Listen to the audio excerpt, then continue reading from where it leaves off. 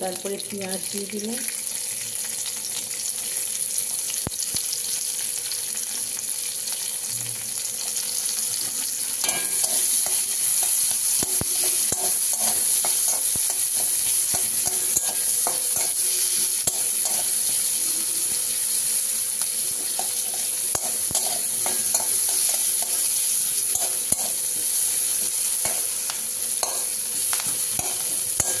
পেঁয়াজটা একটু ব্রাউন করে একটু ভেজে নেব।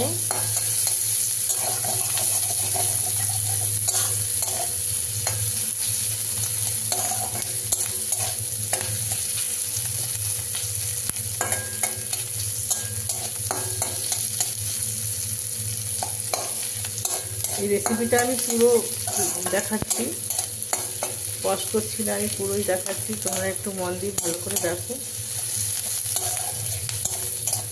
ঘরোয়া রেসিপি, খুব একটা রিচ বা মশলা দেবো না, সামান্য মশলা দিয়ে ফোড়ন করবো এটাকে।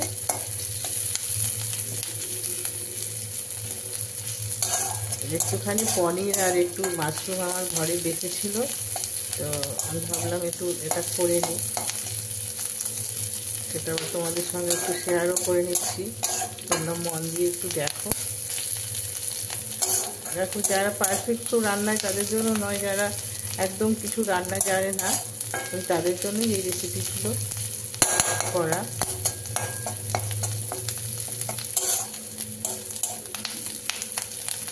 এই যে এই পেঁয়াজটা একটু ব্রাউন হয়ে এসছে, এবার আমি একটু টমেটো দিয়ে দিই, একটু নাড়াচাড়া করার পরে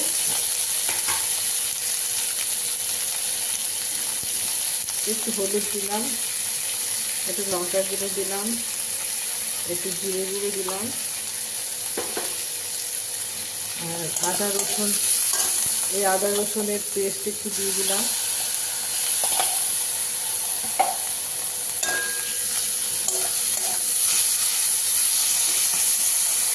দিয়ে এবার একটু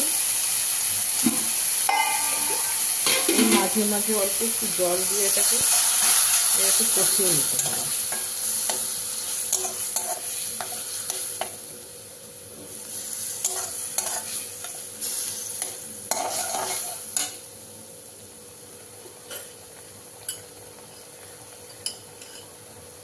অল্প একটু সল্ট দিয়ে দিলাম,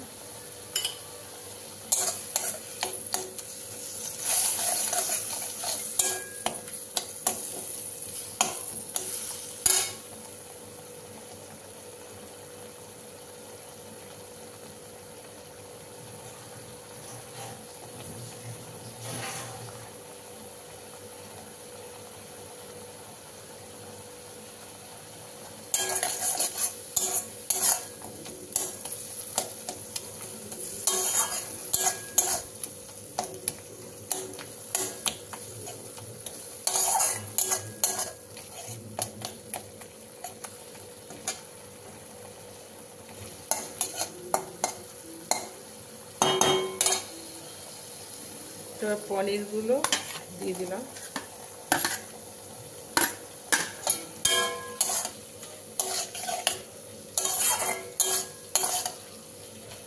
এবার মশলার সঙ্গে পনিরটা একটু কষাবো, তাহলে পনিরের মধ্যে মশলাটা ঢুকে যাবে, রসটা টেনে দেবে।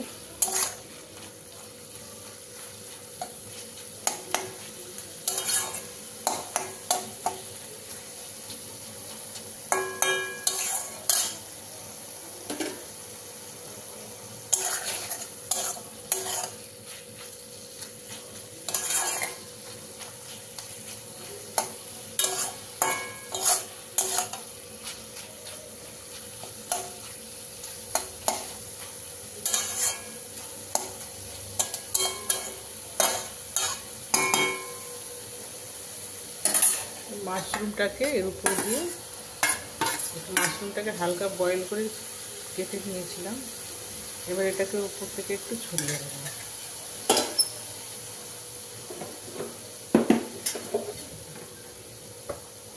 এক চিমটি গরম মশলা ছড়িয়ে দিলাম, উপর থেকে একটু জল দিয়ে দিলাম,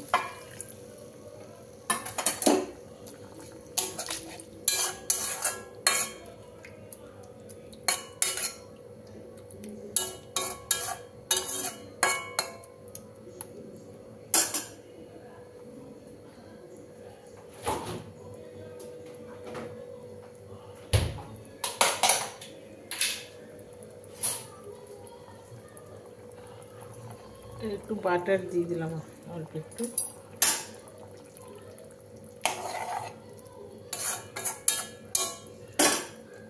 এটা একটু ফুটে গেলে, রসটা ঢুকে গেলে ভেতরে, ব্যাস।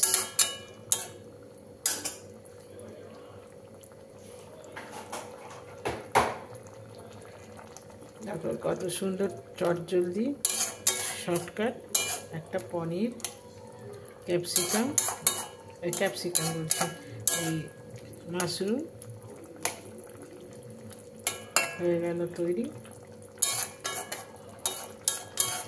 ফুটে উঠলে নামিয়ে দেবো।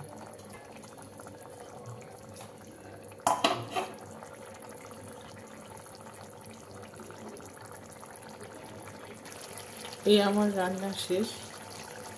বাই, আবার পরে দেখা হবে তোমাদের সঙ্গে।